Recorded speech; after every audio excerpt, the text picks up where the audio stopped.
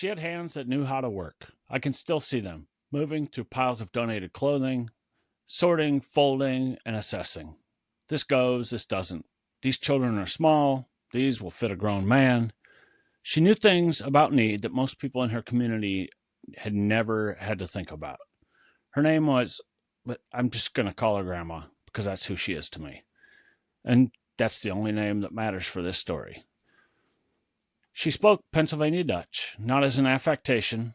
It was just how she talked. The accent was baked in from a lifetime in a Beachy-Amish community in rural Iowa. When she wanted us to help her pack the barrels, she'd call us over and say, and I can still hear it, she'd say, "Come help me schtuff the barrels." Schtuff, like stuff, but rounder and more real somehow. My brothers and I would climb on top of the cardboard barrels, these big industrial things that were packed with donated clothing, and we'd jump up and down, cramming everything in as tight as we could so she could fit more.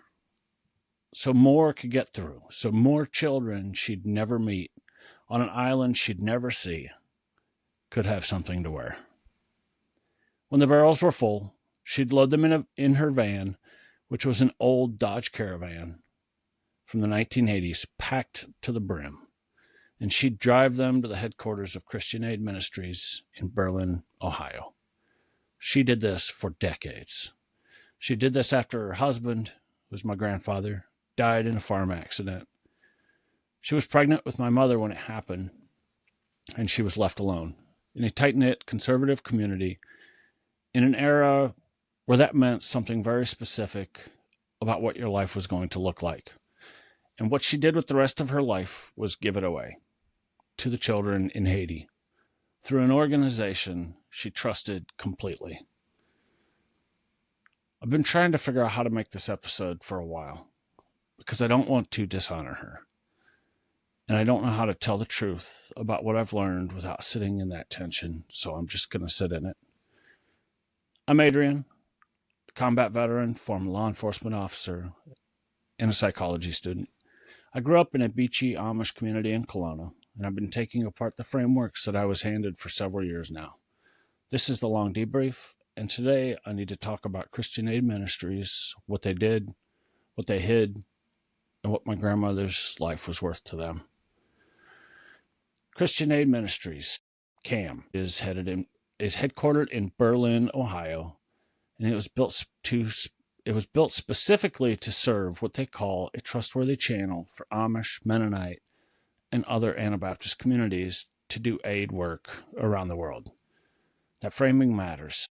They weren't marketing to the general public. They were marketing to people like my grandmother in her community. People who'd been raised to distrust outside institutions, who kept to themselves, who gave sacrificially and asked few questions, and whose social lives were so tightly bound to the church that skepticism of a church-adjacent organization would have felt like skepticism of God himself. CAM ran clothing drives. They ran food programs, Bible distribution, medical aid, and Haiti was one of their primary mission fields for decades. Volunteers like my grandmother donated hundreds of thousands of hours of labor. They packed barrels, they sewed clothes, they drove vans across the country. On the surface, it looked exactly like what it claimed to be. And for a lot of people doing a lot of genuine work, that's probably what it felt like from the inside. But there was something else happening in Haiti, and the people at the top knew. His name is Jeriah Mast. He spent 17 years as a CAM missionary in Haiti. During those 17 years, he systematically identified vulnerable boys, poor, isolated, without protection, and he raped them. He traveled with his truck. He set up his tent.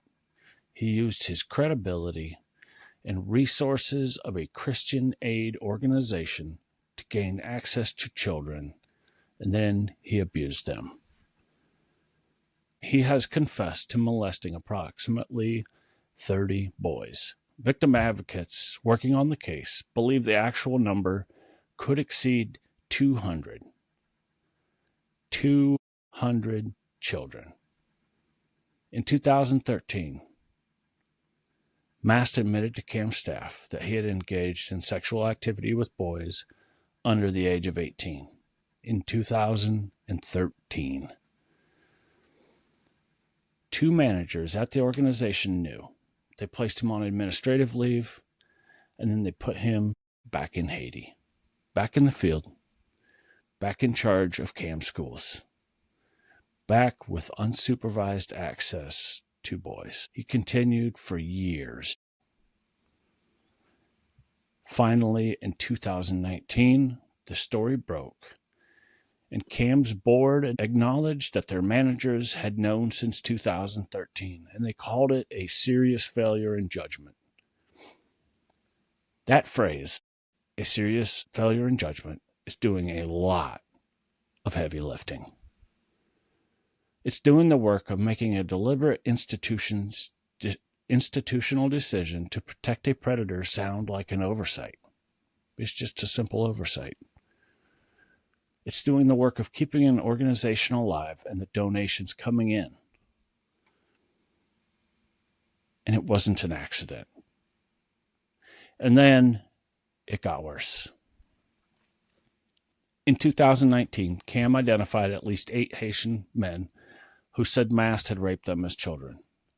These men lived in one of the poorest parts of Haiti, a region that had never had consistent electrical power, a region where steady work was almost unheard of. CAM gave them money. But first, they had to sign documents. The documents said that the men would desist from all civil and criminal proceedings of any kind and uphold strict confidentiality. Non-disclosure agreements, or NDAs, paid to the survivors of child rape in a country where the men signing them had almost nothing. One advocate working with survivors put it plainly. He said that he came to believe the real motive was to prevent more damage to the mission's reputation. He wrote, "Come on, stop it. Nobody is a fool here." These NDAs are now complicating federal prosecution. The Department of Homeland Security investigators are trying to locate additional victims before the case closes. They've asked for advocates for every name that they have, even those who signed the agreements. The case is still moving. A hearing in Youngstown, Ohio, a potential plea deal is still being negotiated as of this recording. And CAM's general director has not yet responded to press inquiries about whether the organization is cooperating with federal investigations. I want you to hold 2 things at the same time.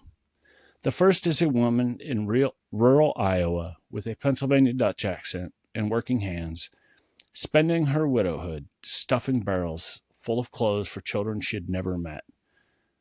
The second thing is an organization paying those children, who are now grown men, to stay quiet about what was done to them, with money that came, at least in part, from women like her.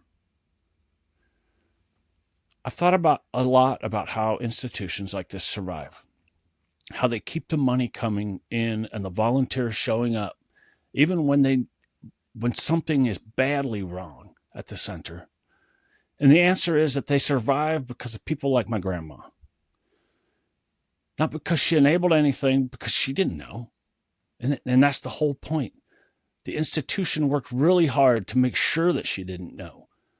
The closed community, the deference to authority, the framing of any skepticism as spiritual failure, the language of trustworthy channels, all of it is designed, consciously or not, to keep the grandmas of the world writing checks and stuffing barrels and never asking the questions that would unravel it.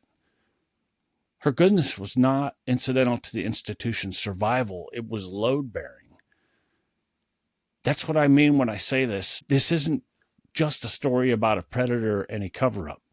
It's a story about how corrupt institutions use genuine faith as a shield, how the real devotion of real people who give everything, people who lose everything and keep giving, becomes the credibility that protects the rot My grandma couldn't have known. The system was built so that she wouldn't.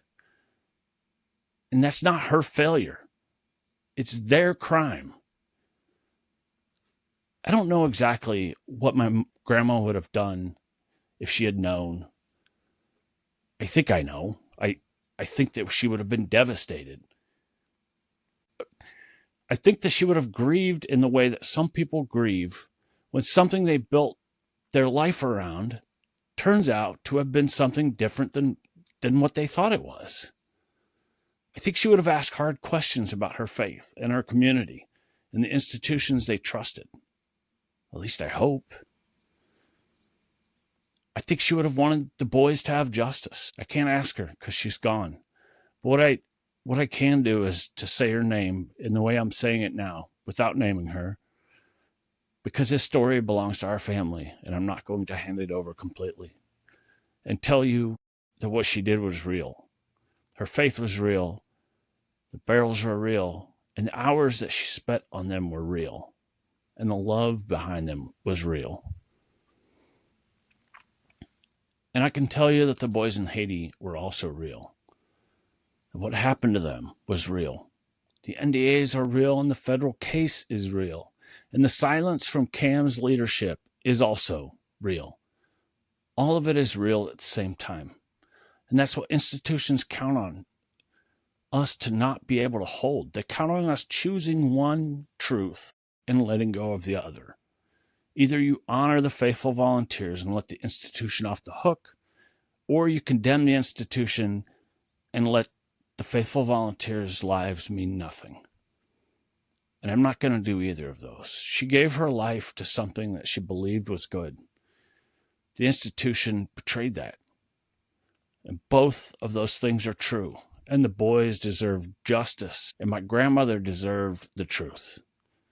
And the people still in that community, still stuffing barrels and still driving their vans across the United States, they deserve to know what they're actually funding.